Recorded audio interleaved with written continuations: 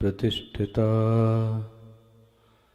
मनो मे वाचि प्रतिष्ठितम्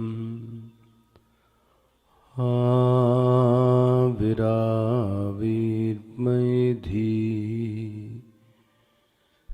वेदस्य मवार्णिस्थः श्रुतं मे मा प्रहासीः अनेनाधीतेन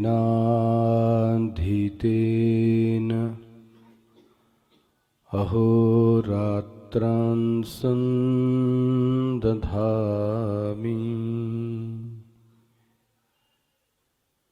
ऋतं वदिष्यामि सत्यं वदिष्यामि तन्मामवतु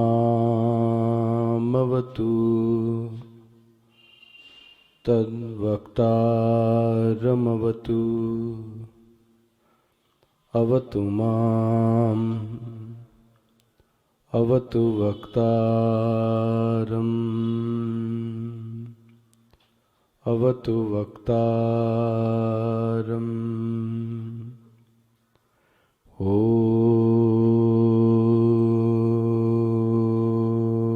शान्तिः शान्तिः शान्तिः।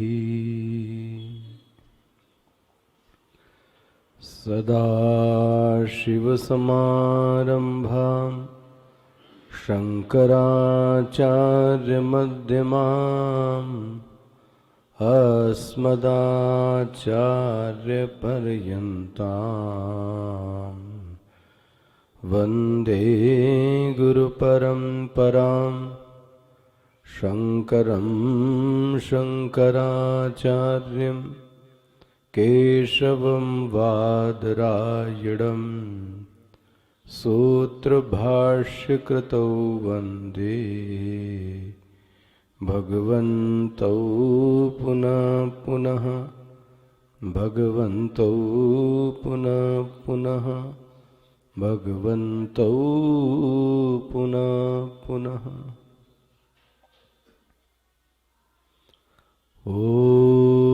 ओमाप्यायन्तु मम वङ्गानि वाक्प्राणचक्षुश्रोत्रमथो बलम् सर्वं ब्रह्मोपनिषदं माहं ब्रह्म निराकुर्यां मा ब्रह्म निराकरोत् अनिराकरणमस्त्वनिराकरणं मे अस्तु तदात्मनि निरतेय उपनिषत्सु धर्माः ते मयि सन्तु ते मयि सन्तु। ॐ शान्ति शान्ति शान्तिः।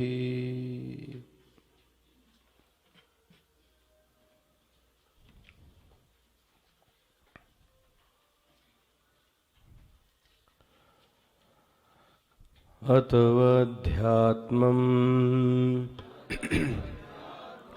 यदेतद्गच्छतीव च मनः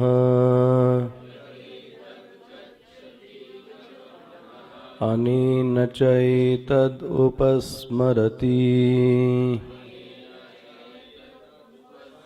अभीक्ष्णगं संकल्पः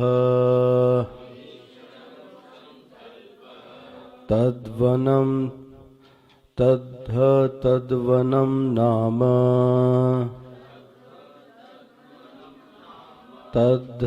तद्वनं नाम तद्वनम् इति उपासितव्यम् स य एतद्देवं वेदाभिः हैनं सर्वाणि भूतानि संवाञ्छन्ति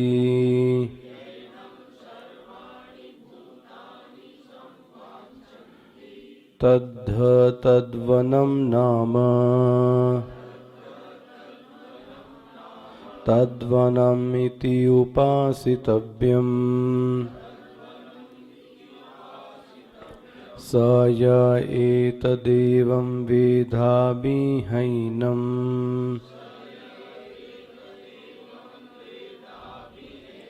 सर्वाणि भूतानि संवञ्छन्ति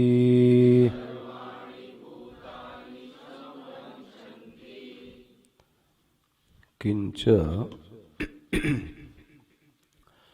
तद्ब्रह्म ह किल तद्वनं नाम तस्य वनं तद्वनं तस्य प्राणिजातस्य प्रत्यग आत्मभूतत्ववदनीयं सम्मञ्जनीयं तद्वनं नाम प्रख्यातं ब्रह्म तद्वनम् इति यतः तस्मात् तद्वनम् इति अनेनैव गुणाभिधानेन उपासितव्यं चिन्तनीयम् इति अनेन नाम्नोपासकस्य फलम् आह सह यः कश्चित् एतद् यथोक्तं ब्रह्मैव यथोक्तगुणं वेदोपास्तेभिः हैनम् उपासकं सर्वाणि भूतानि अभिसंवञ्छन्ति ह प्रार्थयन्त एव यथा ब्रह्म एवं अनुशिष्टः शिष्य आचार्यम् उवाच।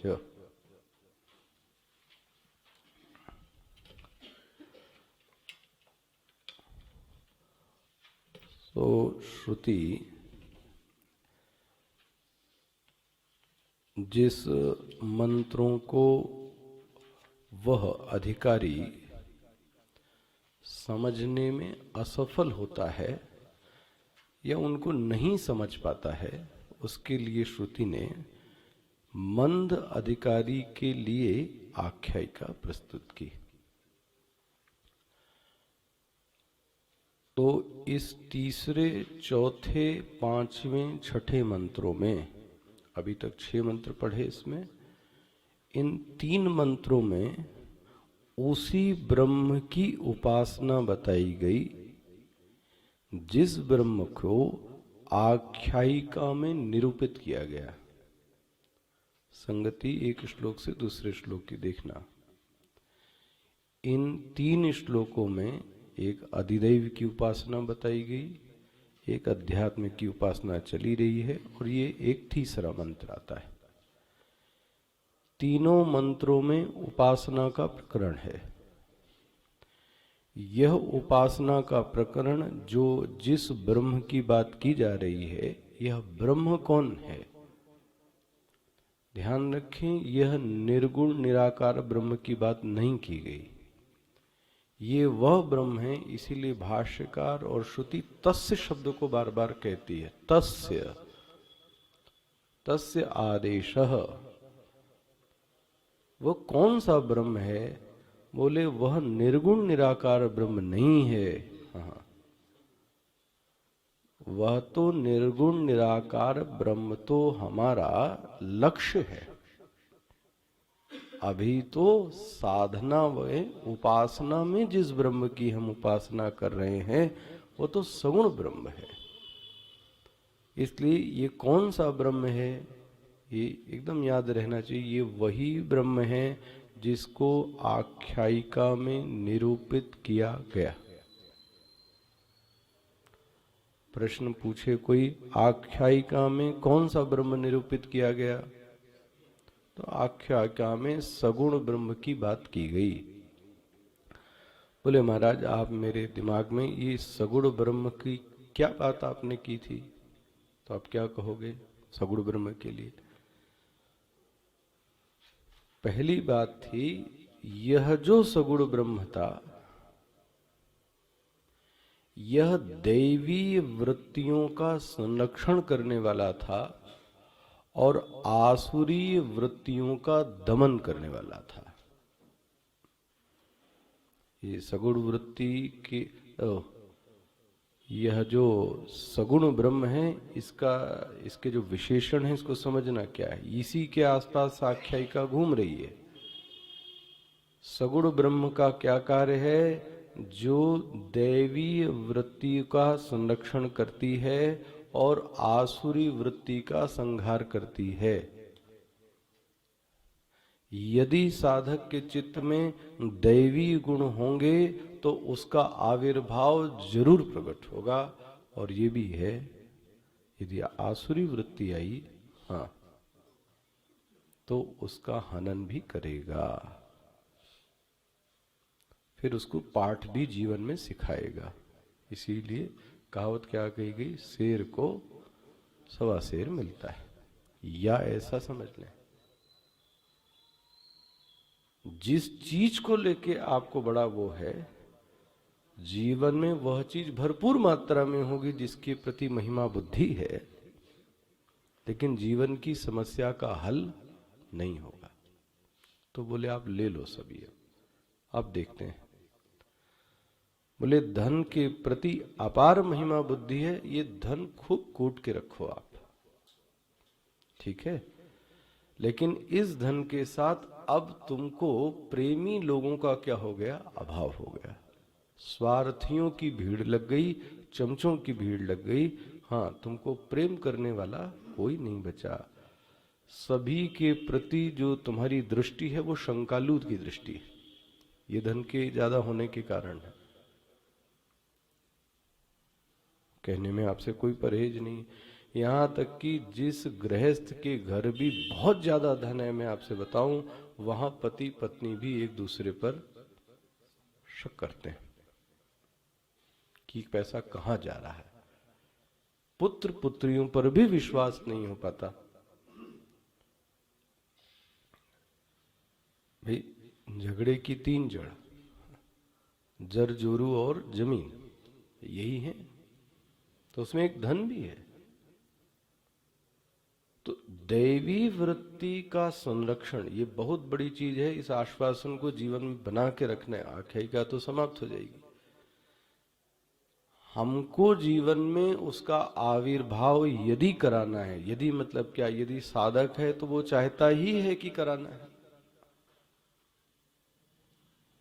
यदि वो कराना चाहता है तो उसका श्रुति माता एक बहुत सुंदर उपाय बताती हैं, दैवी वृत्तियों को बढ़ाओ।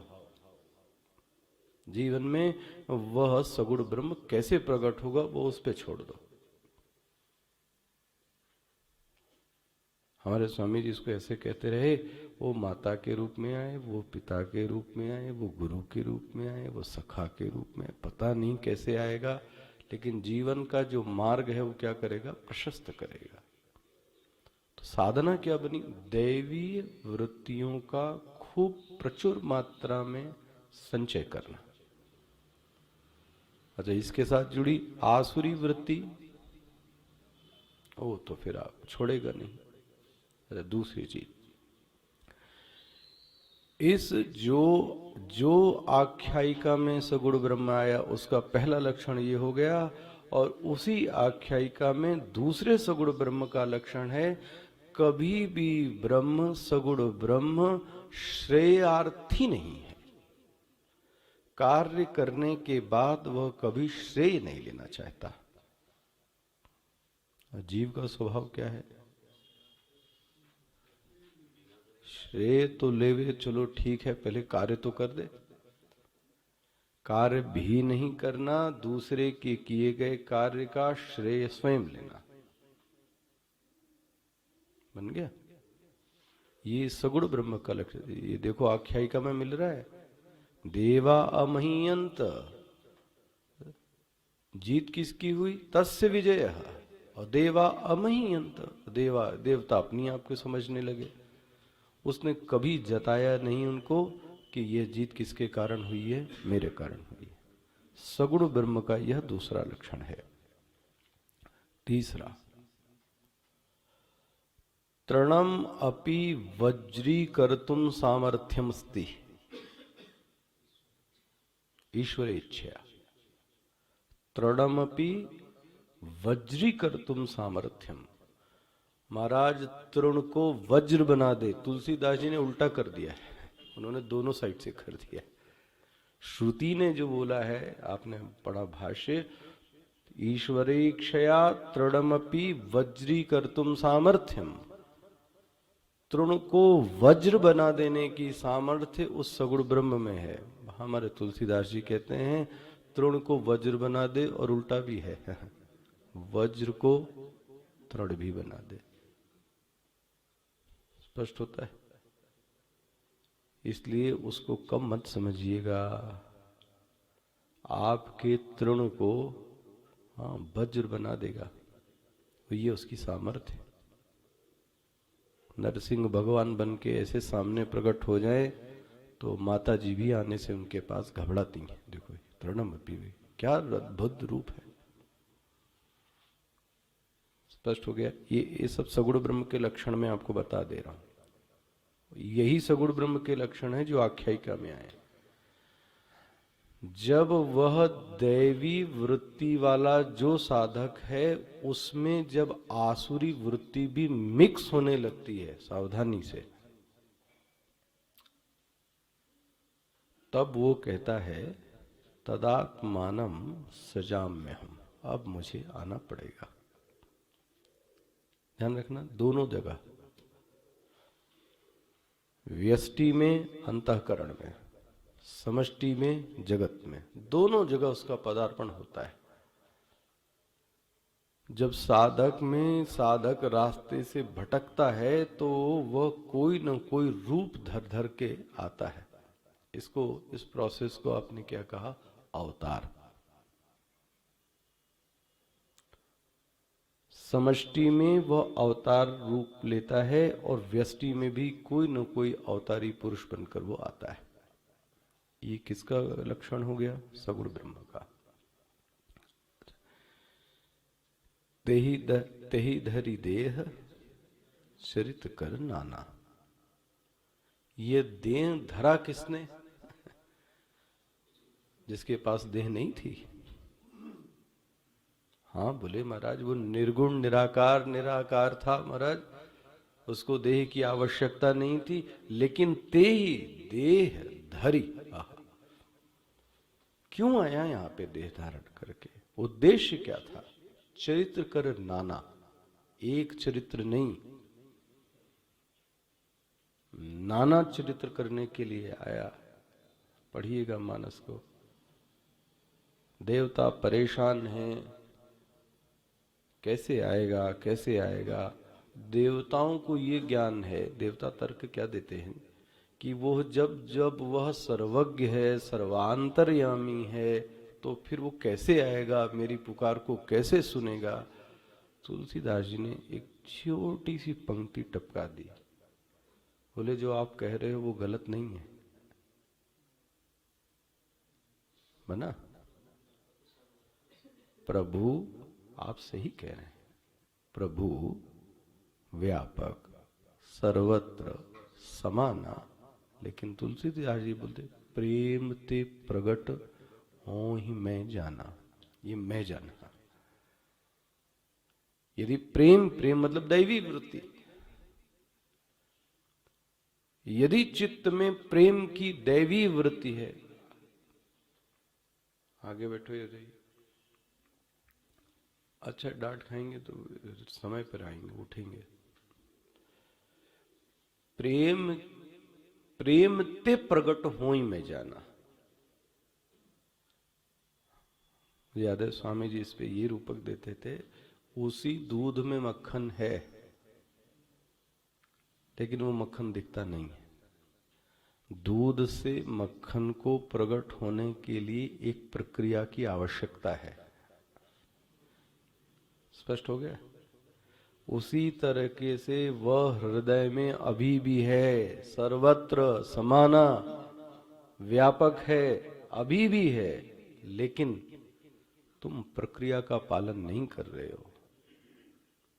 प्रेम ते प्रगट, प्रगट शब्द देखो आप, जन्म नहीं बोला है। जब ये दैवी वृत्ति चित्त में होगी महाराज, तो आपके जीवन को चलाने के लिए, दैवी वृत्तियों के संरक्षण के लिए, आसुरी वृत्तियों के संहार के लिए वो जरूर आएगा। कैसे आएगा? अवतार लेगा। कहाँ लेगा? व्यष्टि में लेगा, समष्टि में लेगा। स्पष्ट हो गया ये? आया कि नहीं आया यक्ष बनकर इनके पास में? और देखो कैसा रूप धारण करके आया है यहाँ पर जो यक्ष है। ये यक्ष भगवान है सगुण, ध्यान रखना। कैसा धारण करके आए? पूज्य भाव।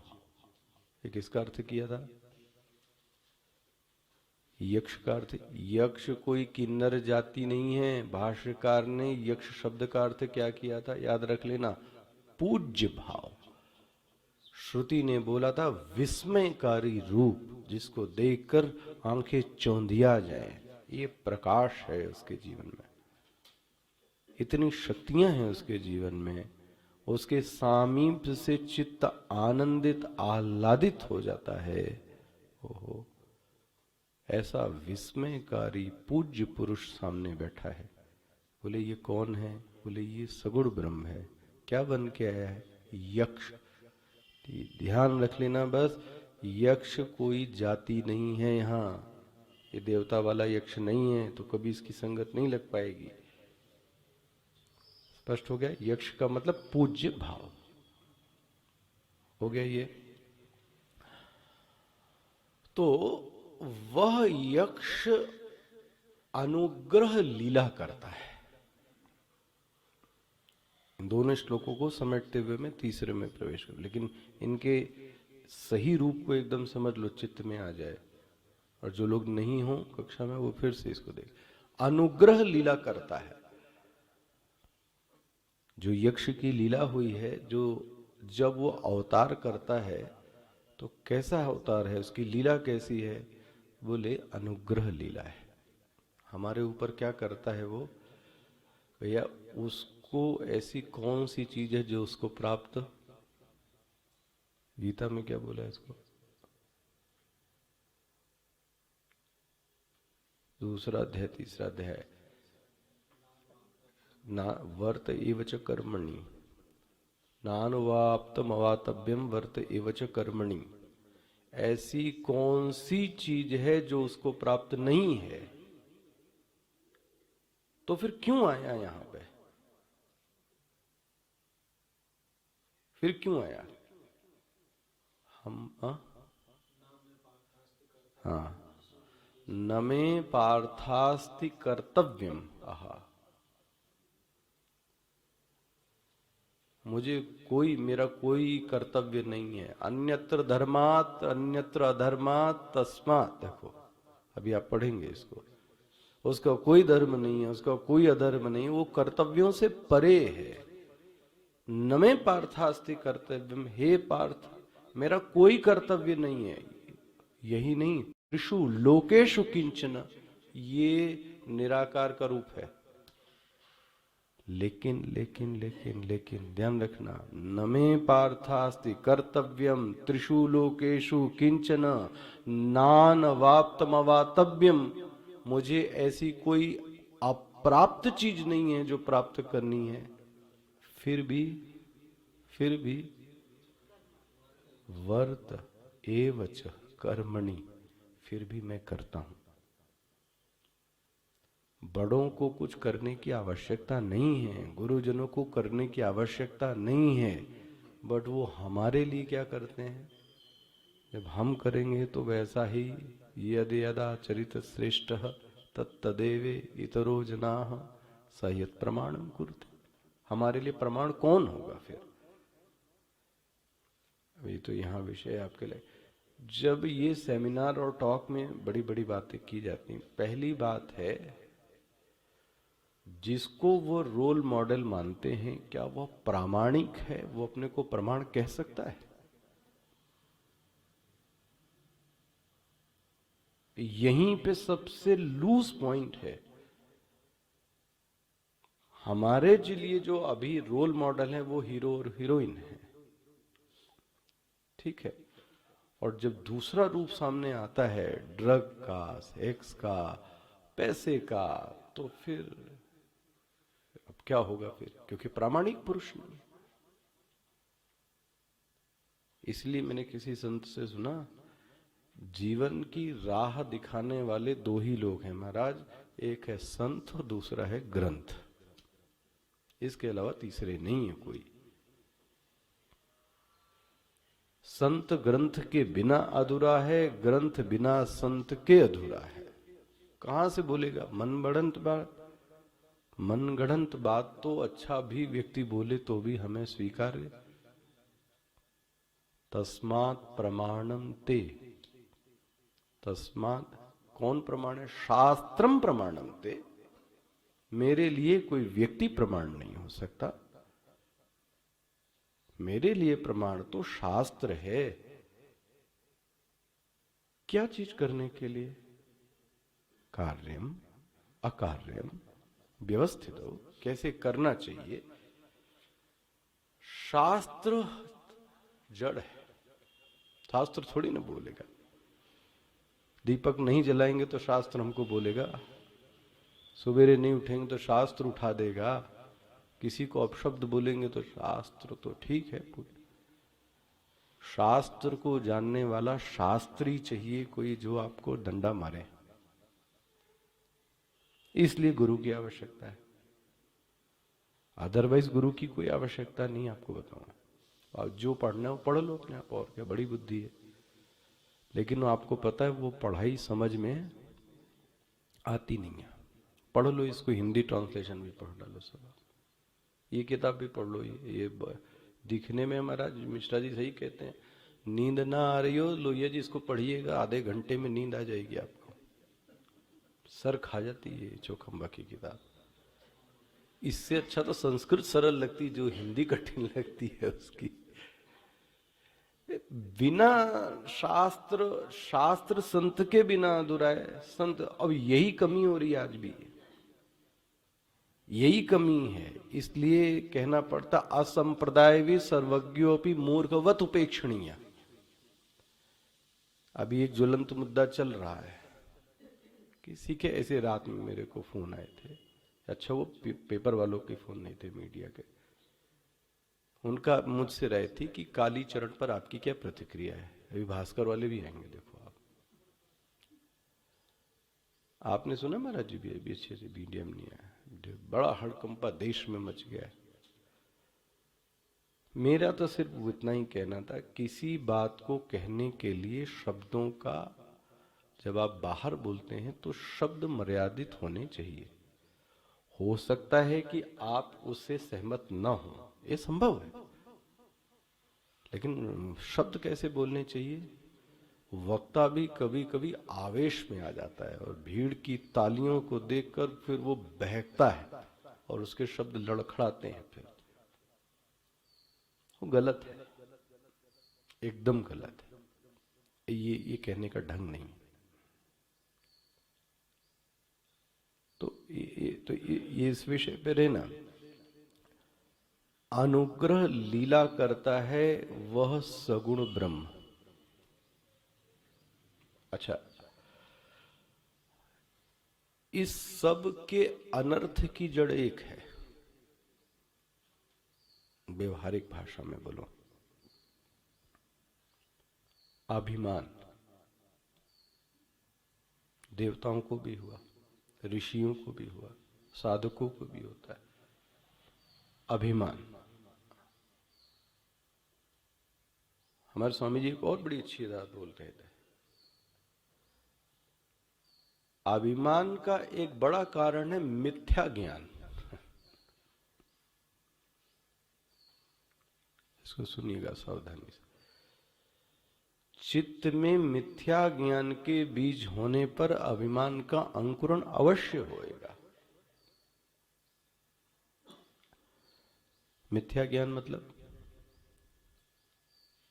यथार्थ ज्ञान नहीं है। तुमने जरा से पढ़ाई करके क्या बन गए, लेकिन तुमको पढ़ाई करने के पीछे किसने क्या क्या किया ये तुमको यथार्थ ज्ञान?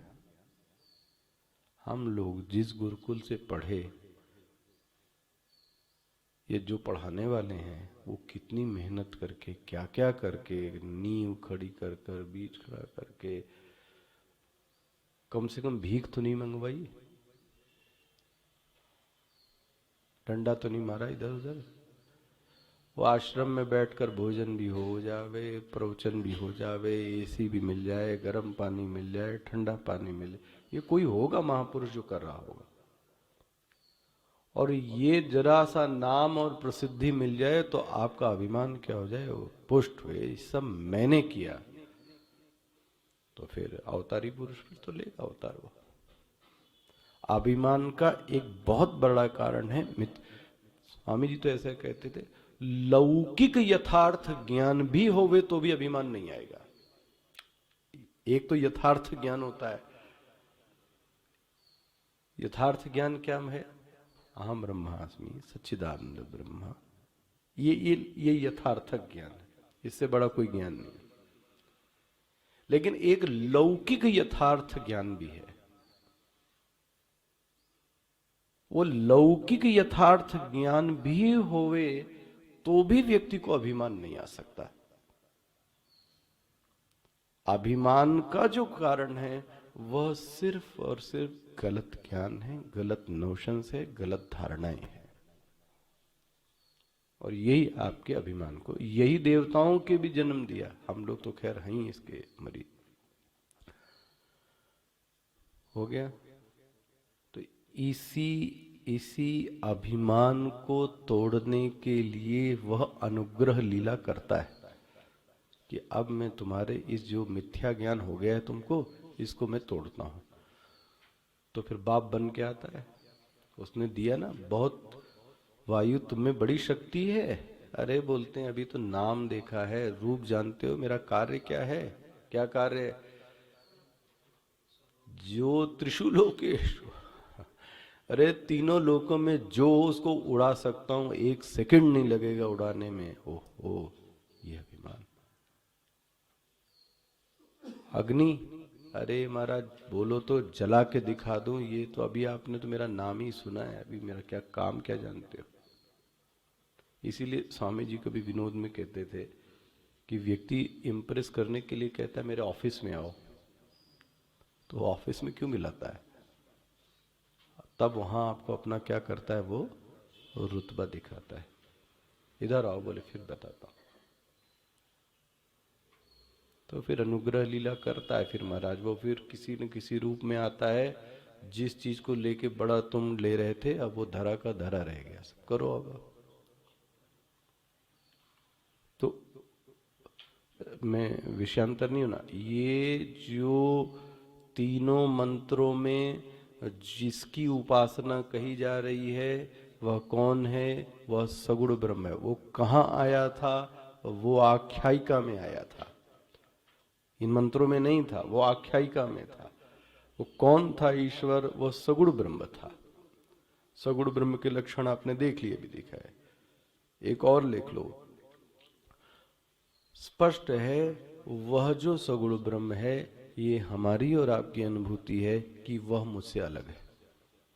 इसका कहते हैं द्वैत बुद्धि। और ये सही है कि जो उपासक है वो अपने उपास्य से क्या करता है? अपने आप को, तभी तो पूजा कर सकता है। पूजा कब कर सकता है?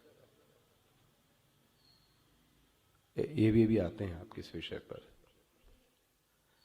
ब्रह्म ज्ञान को भी जी सकता है, मैं आपसे बताऊं, और उपासना भी कर सकता है। करने की दृष्टि प्राप्त हो जावे महापुरुष से तो। ये बड़े बड़े जो महापुरुष हैं ये उपासना भी करते हैं, ये शिव जी के ऊपर जल भी डालते हैं, और जब अकेले में बैठते हैं तो ब्रह्मास्मि की भी बातें कर देते हैं। या तो ये पागल है, ये लोग पागल नहीं महाराज, उनको अपनी स्थिति पता रहती है। तो वह जो सगुण ब्रह्म है वह मुझसे अलग है, यह भी किसकी अनुभूति है? और वो कैसा है? वो देव रूप है। देखो, तो अब वह जो अलग ईश्वर है उसको 2 रूपों में बताया। एक रूप कौन सा बताया? अधिदैव। दूसरा रूप क्या बताया? अध्यात्म। ध्यान रखना, दोनों में कौन है? वही है, ये मत भूलना। उस सगुण ब्रह्म को समझाने के लिए श्रुति कहती है मैं तुमको उपमा देती हूं। इस उपमा को देखकर उपमेय को याद कर लेना, इसको आदेश कहा गया। तुमको सीधा सगुण ब्रह्म याद तो आएगा नहीं, हो मंद बुद्धि तुम, तो ऐसा कर लेना, केशु केशु भावेशु, भगवान आपकी सीधे याद तो आती नहीं है। भगवान चिंत्योसी मया, मैं कैसे याद करूं? बोले इनको देखना तो फिर मेरी याद आ जाएगी। स्थावराणाम हिमालय, अश्वत्थ सर्ववृक्षाणाम।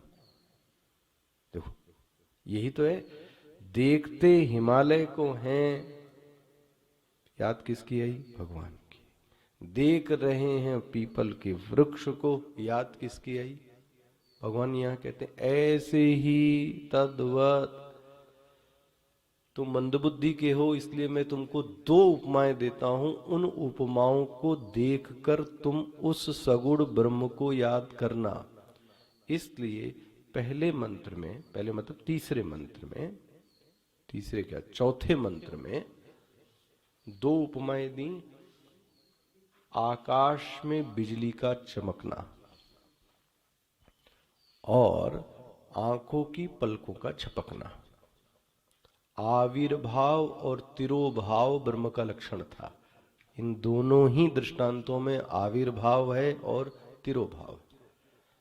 कल आपको प्रकाशन की सामर्थ्य भी, द्रुतता, द्रुतता किसमें है? बिजली में। प्रकाशन की सामर्थ्य किसमें है? पलक के खलने में। तो श्रुति कहती है ये दो तो भाई, बिजली तो नहीं चमकेगी अभी, तो अब तुम उपासना नहीं करोगे क्या? तो बोलते अच्छा चलो आंखों की पलकों के झपकने को ही देख लो। इससे तुमको किसकी याद आनी चाहिए? कौन? वही ब्रह्म। कौन ब्रह्म? वही आख्यायिका वाला जो ब्रह्म। स्पष्ट हो रहा है? ये तना बना इतना समझ में आ रहा है पूरा? अच्छा, अब इसमें देखो हम लोगों से जो गलतियां होती हैं वो क्या है। कई बार हम लोग उपासना करते करते, उपासना तो करते हैं लेकिन उपासना किसकी कर रहे हैं ये भूल जाते हैं। क्या कहना चाह रहे हैं? उपासना की प्रक्रिया में इतना इन्वॉल्व हो जाते हैं, उसकी प्रक्रिया में, उसकी क्रिया में, कि हमको उपास्य जो है उसका तो हमको ध्यान ही नहीं रहता है।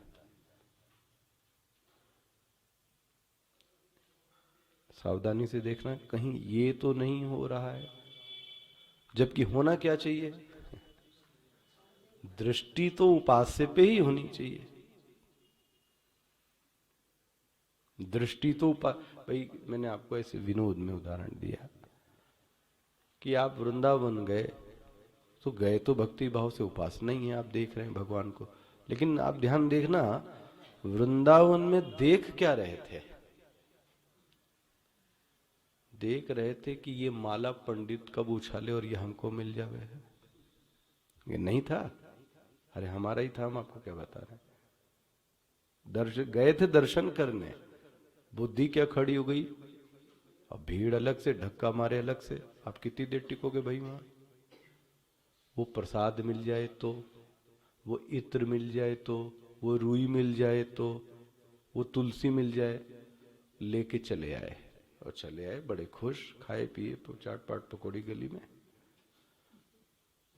अब रात में सोचो कि भगवान का वो जो दर्शन हुआ वो रूप क्या था?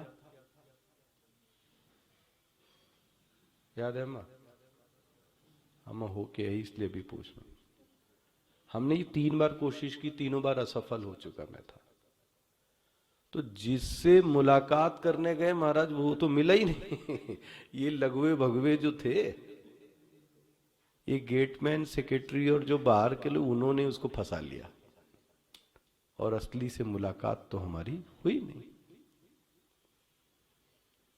ये है, ये गए थे उपासना के लिए, क्रियाओं में ही उलझ के रह गए। हमारे स्वामी जी की याद आती, देखो कहते थे, अपने ईश्वर की आंखों से आंख में बात हो जावे, हो गई भक्ति। आंखों से आंखों में बात हो जाए, इसकी प्रक्रिया के लिए जो करना है वो करो। फूल चढ़ा लो, नहला लो, धुला लो, चंदन लगाओ, टीका लगाओ, लेकिन ध्यान रखना उद्देश्य क्या है? मेरी और उसकी आपस में क्या हो गए? बात हो गई। ये है उपासना। ये गड़बड़ी हम लोगों के साथ होती है। उपासना क्या चीज कहना हो? कई लोगों को उपासना की क्रिया तो प्रक्रिया, उपासना तो कर रहे हैं, लेकिन वह जो उपास्य है वो हमारे चित्त से क्या हो गया? स्लिप हो गया, आप क्या कहें, और उपासना हो गई। लेकिन जो महक मिलनी चाहिए, जो प्रसादी मिलनी चाहिए चित्त को, वो प्रसादी नहीं मिली, दूसरी प्रसादी मिल गई। बोले पूजा कर डाली, अब तो थक गया और भगा किसी तरीके से वहां से। नहीं नहीं, ये सही नहीं बन गया। ये ऐसी उपासना नहीं होनी चाहिए। अच्छा, आगे बढ़ता हूं। अब ना ये करते करते सब आपको याद रखना है। अच्छा, उसी ब्रह्म को, ये तो बाहर की लीला हो गई। अब उसी ब्रह्म को पांचवें मंत्र में, उसी ब्रह्म को जिसको आपने लीलाधारी कहा, खूब ये सब बखान की, खूब, उसी ब्रह्म को श्रुति कहती है अथ अनंतरम। ये शब्द बहुत महत्वपूर्ण है, अथ शब्द। ब्रह्मसूत्र का भी अथ शब्द ही सबसे बड़ा महत्वपूर्ण है। अथ अतः ब्रह्म जिज्ञासा। अरे कब? उसके पहले साधन चतुष्टय संपन्न हो चुका, उसी में आधा जीवन चला गया। गुरु के पास गया, बैठा, श्रद्धा की, आधा जीवन, तब एक शब्द आया अथ। अरे ये इसलिए जब अथ शब्द आया तो इसके प्रति बड़ा गंभीर रहना। अच्छा, अथ शब्द का हिंदी में क्या अर्थ हुआ? अब। अब मतलब, तो अब मतलब ये हुआ कब? बोलते हैं इतना कुछ हो गया, इसके बाद क्या बोलता है व्यक्ति? अब। जोड़ो भाई तुलसीदास जी से। अब मोहि भा बरोस हनुमंता। देखो शब्द पहला क्या है? अब मोहि भा बरोस हनुमंता, बिनु हरि कृपा मिलहि नहीं संता। तुलसीदास जी भी अब शब्द समझ गए हो। तो वह विभीषण भी बोलता है अब इतनी जीवन में इतनी उपासना, इतने कष्ट होने के बाद हनुमान जी आज जाकर मुझे भरोसा हुआ है। मानो की संवाद पूछा, अभी तक नहीं हुआ था क्या? बोले नहीं हुआ था। ओ ये देखो जरा चौपाई, अभी तक नहीं हुआ था। अब मोहि भा, कल तक नहीं था, इस क्षण के पूर्व तक नहीं था, अब हुआ है जाके। अब मोहि भा भरोस हनुमंता। हनुमान जी अब जाके भरोसा होता है। किस बात का? आप जैसे संत का इस असुर नगरी में, लंका, निशिचर, निकर, निवासा, यहां कहां सज्जन कर वासा। ये असुरों की नगरी में संत भगवान आ गए, ये कैसे हो सकता है? और यदि संत आता है जीवन में तो ये भगवान की कृपा ही तो है। इसका मतलब मेरे ऊपर भगवान की कृपा, ये बोलता है अब कृपा हो रही है, क्योंकि आप मेरे सामने प्रत्यक्ष हैं। देखो हनुमान जी ने कुछ उत्तर नहीं दिया है, चुप, क्योंकि उन्होंने मौनम स्वीकृति लक्षणम, हनुमान जी ने कहा होगी ही कृपा, तभी भगवान ने क्या किया है, भेजा है, हो गया।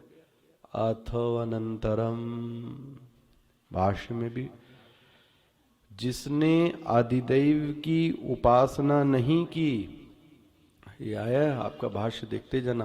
अथ के बाद तुरंत भाष्यकार ने क्या लिखा है,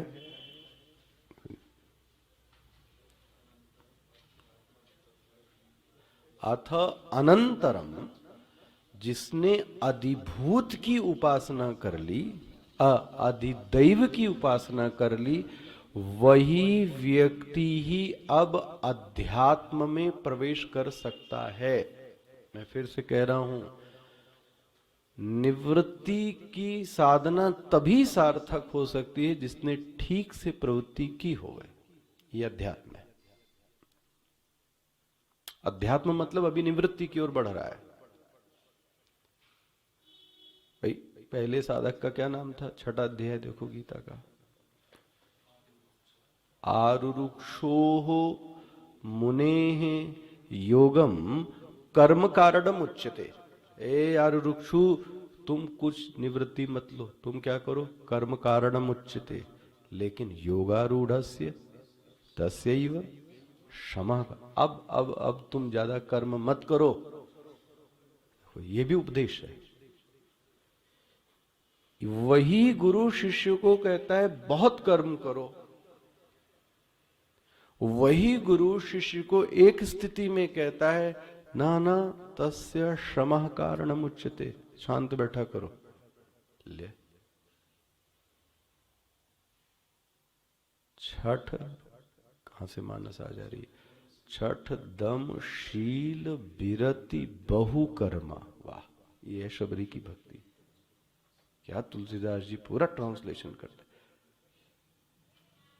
शबरी को उपदेश देते समय छठी भक्ति बोलते हैं, बिरति बहु कर्मा, मत करना, बहुत ज्यादा कर्म में मत लगना, स्थूल हो जाएगा चित्त, रजोगुण बढ़ जाएगा, महत्वाकांक्षाएं बढ़ जाएगी, चिड़चिड़ापन बढ़ जाएगा, इरिटेबल बढ़ जाएगी। ये कर्म के साइड इफेक्ट हैं। किसके? कृति महोदधौ पतन कारणम फलम अशाश्वतम गति निरोधकम। वाह, ये देखो रमण महर्षि ने कैसे बोला, चार शब्दों में सब कुछ कह दिया। कृति महोदधौ पतन कारणम फलम अशाश्वतम गति निरोधकम। इसलिए आरुरुक्षो मुने योगम कर्म कारणम उच्यते तस्य योगारूढ़स्य तस्यैव शमः कारणम उच्यते। इसलिए अथवनंतरम, जिस साधक ने अधिदैव की उपासना कर ली है, हाँ, उसके लिए अब श्रुति माता, कोई एक आपको बताऊं बड़ी अच्छी चीज, उपनिषद बोलती है, मतलब क्या हुआ, उपनिषद मतलब ब्रह्म विद्या। उपनिषद मतलब ब्रह्म विद्या। अच्छा, ब्रह्म विद्या मतलब कौन? तस्य हैमवतीम उमाम उवाच। ब्रह्म विद्या कौन आपने पढ़ा? उमा देवी साक्षात। इसका मतलब ये जो पढ़ते हैं हम लोग, ये किसने बोला है? साक्षात उमा ने बोला है। आप कर लो पंक्तियों से खिलवाड़। कितना, जैसे भगवान कृष्ण के मुख से साक्षात क्या है, गीता है, ऐसे ही ब्रह्म विद्या जितने भी उपनिषद हैं, विद्या है ना, वो ब्रह्म विद्या किसका रूपक मानी गई? उमा। तो सभी ब्रह्म विद्या उपनिषद किसने बोली है? माता उमा ने बोली। देखो इस दृष्टि से उपनिषद को देखा करो आप। सिर्फ ज्ञान वाले मंत्र नहीं, साक्षात पार्वती माता शिव की अर्धांगिनी उमा जी इस उपदेश को देती हैं। देखो तो फिर बाप की पूज्य बुद्धि बनेगी इनमें फिर। अच्छा भाई, अच्छा एक चीज और, उपासना अब बदल गई। किसमें बदल गई? पहले अधिदैव की कर रहा था, अब किसकी कर रहा है? उपासना बदली लेकिन उपास्य नहीं बदला है, ये याद रख लेना। जो अधिदैव में उपास्य था लीला सगुणधारी, वही उपास्य किसमें है? अध्यात्म में। लेकिन अब वो दिखता कुछ और है, उपासना बदल गई। क्या उपासना बदल गई? पहले लेके बहुत सारी चीजें करता था, पूजा पाठ भजन, अब वो एकांत में बैठता है, एकांत में बैठता है।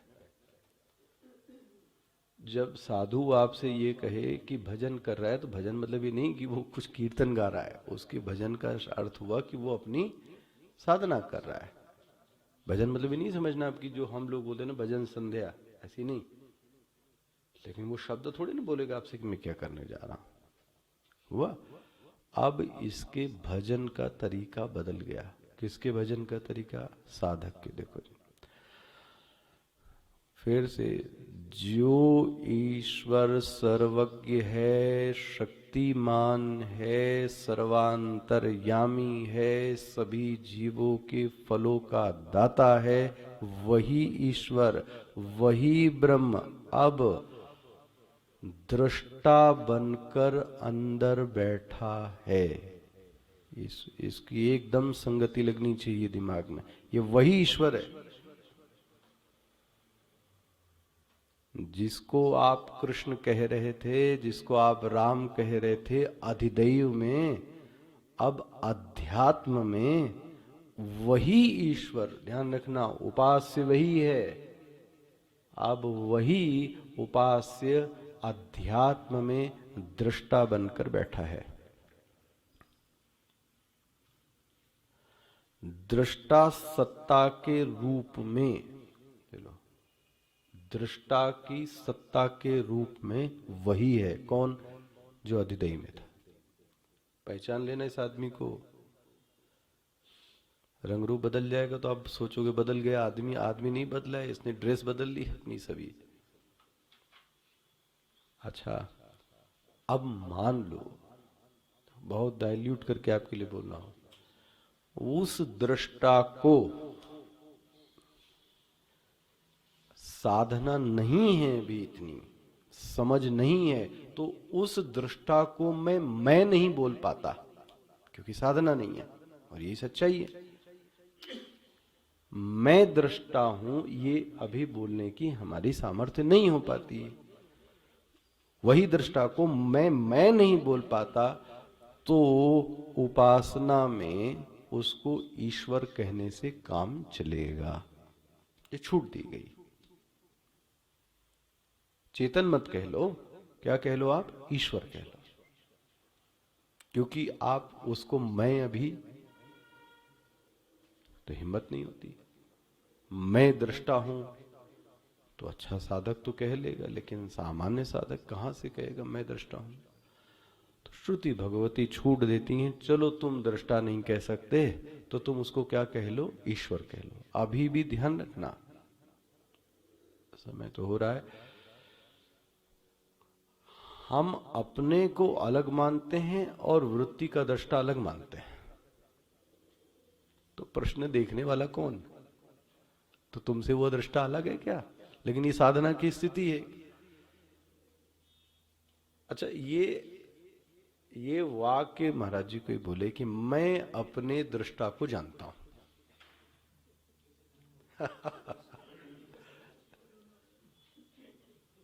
तो ये तो गूंगा बोले कि शक्कर बड़ी मीठी है। वद तो व्याघात दोष है, वद तो व्याघात दोष है। मैं अपने दृष्टा को कैसे? अरे वो दृष्टा और मैं तो दोनों, तो तुम ये कैसे कह रहे हो? लेकिन कहता है वो, क्योंकि अब उसकी भी तो परेशानी समझना ना साधक की। वो अपने आप को दृष्टा के रूप में अभी स्वीकार, हाँ वो इतना रिप्लेस आपके लिए कर सकता है कि उपद्रष्टानुमंता चा भर्ता भोक्ता महेश्वर, भगवान ने भी सपोर्ट कर दी, लो भाई चलो मत कहो दृष्टा। उपद्रष्टानुमंता चा भर्ता भोक्ता महेश्वर, चलो मैं हूं। ये है साधना। देखो कैसे कैसे एक एक सेंटीमीटर बढ़ता है साधना में। श्रुति भगवती भी छूट देती है, कोई बात नहीं, चलो कम से कम इतना तो कह लो कि क्या है, ईश्वर वह दृष्टा है। अच्छा देखो, इसी भक्ति भाव में ही की बात कह रहा हूं। इसीलिए भक्ति संप्रदाय में, और संप्रदाय में क्यों, हमारी और आपकी भी भक्ति में उस प्रभु को ये कहा जाता है कि वह प्रभु हमारे अंदर अंश रूप से बैठा है। यहां ज्ञान की बात नहीं कह रहे, ध्यान ये एकदम संगति याद रखनी, किस लिए कहा जा रहा है। जब हम उस दृष्टा को अपरोक्ष रूप से अनुभव नहीं कर पाते, उस सत्ता को, उस ईश्वरीय सत्ता को मैं नहीं कह सकता, तो फिर हम कैसे उसको स्वीकार करते हैं। वही ईश्वर का अंश, हाँ हम सभी में क्या क्या है, बैठा है। स्पष्ट हो गया, ध्यान रखना, ये है कौन, वही दृष्टा। लेकिन अब भक्ति में उसको क्या कह दिया कि वो सभी में अंश रूप में क्या हुए, गया हुआ है। देखो जी, अब ये उपासना में क्या दी गई, वह सुविधा दी गई। उपासना में, भक्ति में, वह जो विराट, वह जो असीम, वह जो व्यापक सत्ता है, देखो जी, वह सबके हृदय में भी बैठ गया है। किस रूप में, बोले अंश रूप में हम सभी के अंदर गया है, वही नियंता है। इसीलिए भक्ति संप्रदाय के लोग अंश और अंशी के संबंध को स्वीकार करते हैं। अगर आपने उनसे कह दिया कि मैं ही वो हूं, तो महाराज फिर चिमटा मार देंगे, फिर डंडा मारेंगे। ये मत बोलना कि मैं ही भगवान हूं।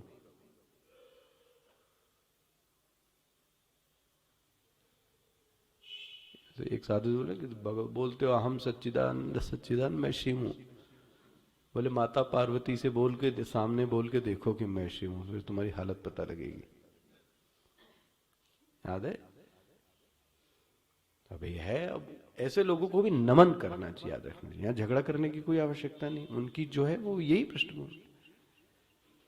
कई बार व्यक्ति की बात को सुनो और इस कान से, ठीक है, जो जिसका स्तर वो, लेकिन कोई गलत स्तर नहीं है, मैं ये कह रहा हूं। ये है आपके यहाँ अंश और अंशी का संबंध है, और मानना चाहिए, और हम लोग अभी वही मान रहे हैं। हमारे अंदर वो जो है वो अंश रूप में क्या है, हमारे अंदर है, यही सभी लोग मानते हैं। अच्छा, अब इसमें तात्विक चिंतन दोष क्या है?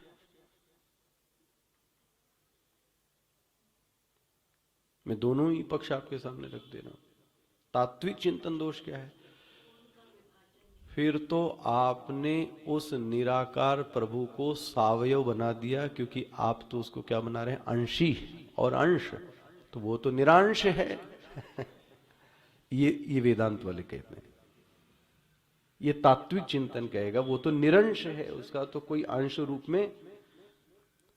ये भी ठीक है, ये भी ठीक है, लेकिन अभी जो हमारा साधना का स्तर है वो यही है कि भगवान हमारे में अंश रूप से बैठे। और ये भी याद रख लें कि अंश रूप से दूसरे में भी बैठे, तभी तो अच्छा व्यवहार बनेगा। तुम्हारे में बैठे उसके में बैठे ऐसा नहीं, ये भी गलत ज्ञान। अरे भाई, तुम्हारे दुश्मन में भी वही बैठे हैं, जानवर में भी वही बैठे हैं। तो आखिरी एक चीज आपसे बोलता हूं, फिर आप समाप्त करूं।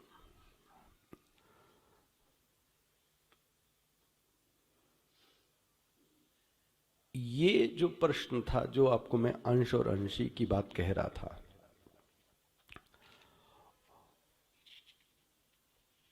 वो हनुमान जी से भी बोलते हैं ये प्रश्न पूछा गया। हनुमान जी से भी ये प्रश्न पूछा गया, आपका भगवान के बारे में क्या विचार है। तो वो श्लोक याद है आपको? याद है श्लोक किसी को भी? ओ मिश्रा जी, मैं इसीलिए आज इसे गया कि वो श्लोक कम से कम याद हो जाए। वही गुरु जी बहुत बोलते रहे श्लोक। हाँ, नहीं नहीं नहीं, सोचो भाई।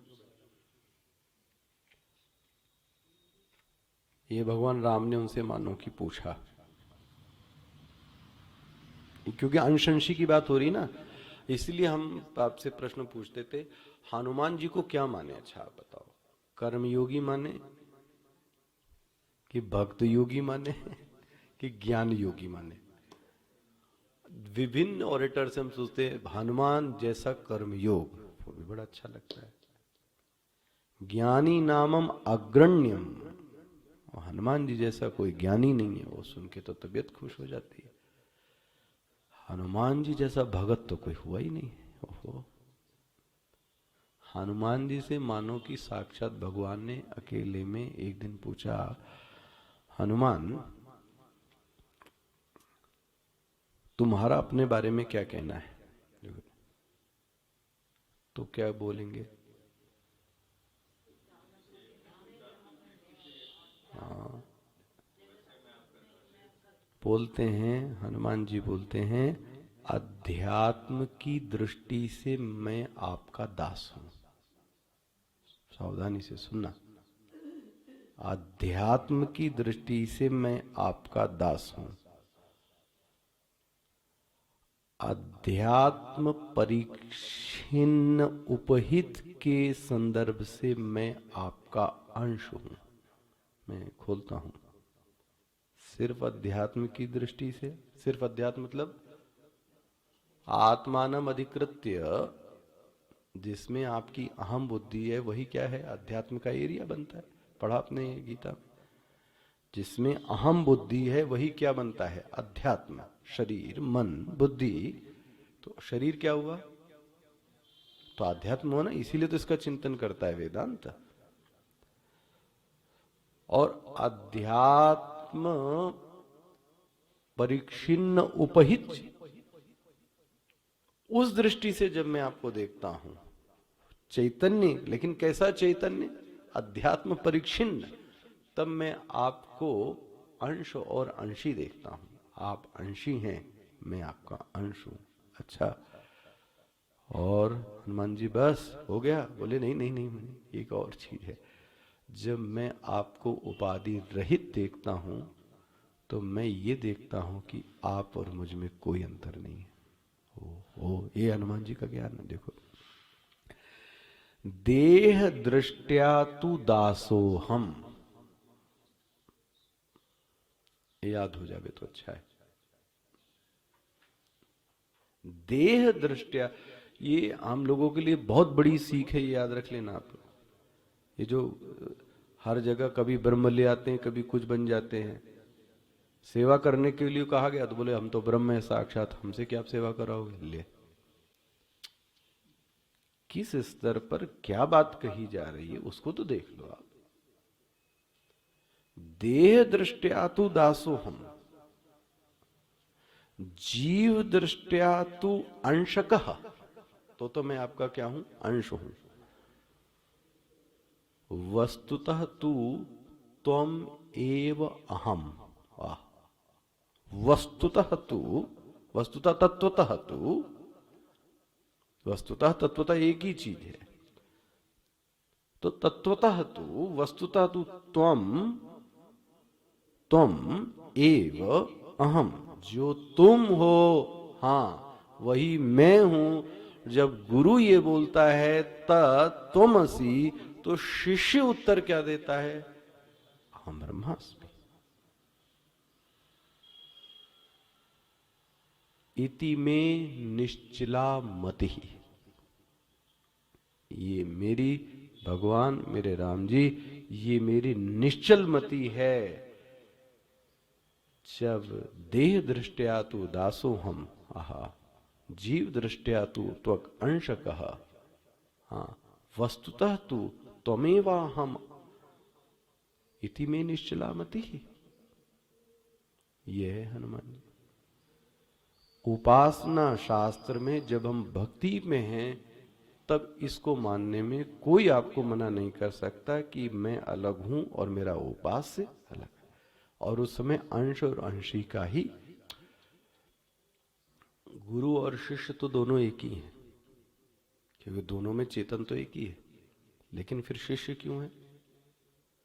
उपाधि की दृष्टि से वह दृष्ट शिष्य है और उपाधि की दृष्टि से वह गुरु है। तत्व की दृष्टि से जो असली गुरु है, हाँ स्वामी जी, चलो आप भी बैठ, आप हम अपने स्वामी जी प्रणव चैतन्यपुरी, तो अभी जब एक बार आए तो मैंने कहा आपने शिष्य को प्रणाम किया था। मैं उनकी हर चीज बहुत माइन्यूट ऑब्जर्व करता हूँ।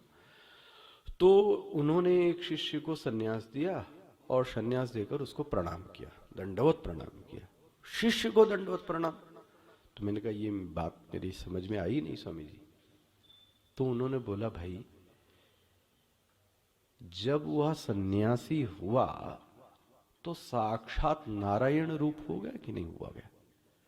तो मैं उसको थोड़ी ना प्रणाम कर रहा हूं, मैं उसके शरीर को थोड़ी ना कर, मैं तो वो नारायण स्वरूप जो मेरे सामने प्रकट है मैं उसको प्रणाम कर रहा हूं। क्योंकि अब ये कैसा है, इसमें और मुझ में किसी प्रकार का कोई अंतर, इसीलिए साधु एक दूसरे से जब बोला नमो नारायणाय, तो दूसरा वाला भी तो यही उत्तर देता है। पकड़ में आता है? ये गुरु की दृष्टि है कि वह जो शिष्य है वह भी वही है, लेकिन देह दृष्टया तो ये वेदांत के विद्यार्थी की मति, जैसे निश्चला मति, ऐसे परिपक्व बुद्धि होनी चाहिए कि जब हम व्यवहार में हैं, पति पत्नी गुरु शिष्य आचार्य, तब हमारा क्या संबंध बनता है। इसीलिए वेदांत हंसी का पर्याय बनता है जब हम व्यवहार में क्या ले आते हैं, परमार्थ। फिर लोग हमारे ऊपर हंसते हैं, इनसे बात करो तो ब्रह्म ब्रह्म की बात करते हैं। क्यों? गलती आपकी है कि आपने व्यवहार में क्या ले आया। और उपनिषद क्या कहता है मांडुक्य, तत्व अव्यवहार्यम। जो तत्व है वो कैसा है मांडुक्य, अव्यवहारी है। तो व्यवहार तो उपाधि से होता है, हो गया। तो उपासना में ध्यान रखना, जो अधिदैव में उपास्य था वही उपास्य किस में है, अध्यात्म में है। लेकिन उपासना का जो अभी भी उपासना है, ध्यान रखना, उपासना का ढंग बदल गया। क्या ढंग बदल रहा है? अब वह उस अधिदैव को जो सगुण ब्रह्म ईश्वर के रूप में देख रहा था, अब वह उसको दृष्टा के रूप में देखने की कोशिश करता है। इसमें भी दो विभाग हैं। एक तो वह यह देखता है कि मैं अलग हूं और दृष्टा अलग है, तो वह दृष्टा कौन किसको बना दिया उसने, ईश्वर को। ये भी छूट। लेकिन और अभ्यास करता है तो ये पाता है कि वो जो दृष्टा तत्व है वो कौन है, वो मैं हूं। तो अब ये जब ये कहता है दृष्टा मैं हूं, तब इसकी आध्यात्मिक उपासना क्या होती है, फिर पूरी होती है। स्पष्ट होता है ना? फिर ये तीसरी उपासना में प्रवेश करेगा। अब आगे देखेंगे सोमवार को, कल साल का प्रथम दिन। तो कोशिश कीजिए किसी प्रकार का प्रातःकाल कोई झगड़ा, कोई कला, कोई गलत बात किसी से मत बोलिए, है ना। गृहस्थ हैं तो कुछ चटर पटर होती रहती है। इसलिए कल आपके लिए, मेरे लिए तो वर्जित ही था, लेकिन हमने आपके लिए रखा है कि आपके लिए गायत्री हवन है, ठीक है। और तो ब्रह्मचारी जी भी और अच्छे से आपको कराएंगे। तो यज्ञ कुंड रहेंगे, आप समय पर आइए 1 घंटे। और अच्छी बात, हाँ देखो याद आ गया हमारे, देखो हमारे गोलानी जी के अधिकार को, संपत्ति को आगे बढ़ा रहे हैं उनके पुत्र, तो ये देख